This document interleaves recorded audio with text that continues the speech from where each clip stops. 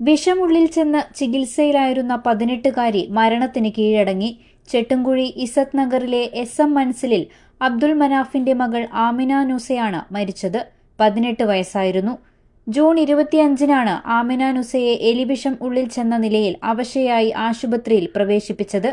ആരോഗ്യനില വഷളായതിനെ തുടർന്ന് വിദഗ്ധ ചികിത്സയ്ക്കായി ഉടൻ തന്നെ തീവ്രപരിചരണ വിഭാഗത്തിലേക്ക് മാറ്റിയിരുന്നു.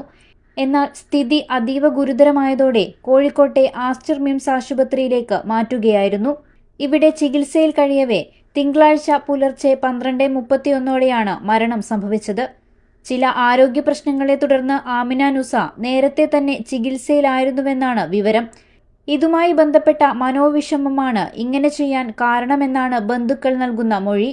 ആശുപത്രിയിൽ നിന്നുള്ള വിവരത്തിന്റെ അടിസ്ഥാനത്തിൽ കാസർഗോഡ് പോലീസ് BNSS 194 വകുപ്പ് പ്രകാരം അസ്വാഭാവിക മരണത്തിന് കേസ് രജിസ്റ്റർ ചെയ്ത് അന്വേഷണം ആരംഭിച്ചിട്ടുണ്ട്. Kasaragod police sub inspector Sunilkumar ടിയുടെ നേതൃത്വത്തിലാണ് തുടരന്വേഷണം നടക്കുന്നത്.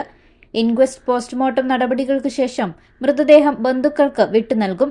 പോസ്റ്റ്മോർട്ടം റിപ്പോർട്ട് ലഭ്യമായതിനു ശേഷം മാത്രമേ മരണകാരണത്തെക്കുറിച്ച് കൂടുതൽ വ്യക്തത വരികയുള്ളൂ എന്ന് പോലീസ് അറിയിച്ചു.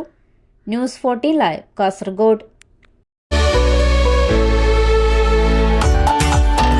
40 വർഷമായി നിങ്ങളുടെ ജീവിതത്തിന്റെ പുതുതാളം. Bindu jewellery. It's a promise of life time.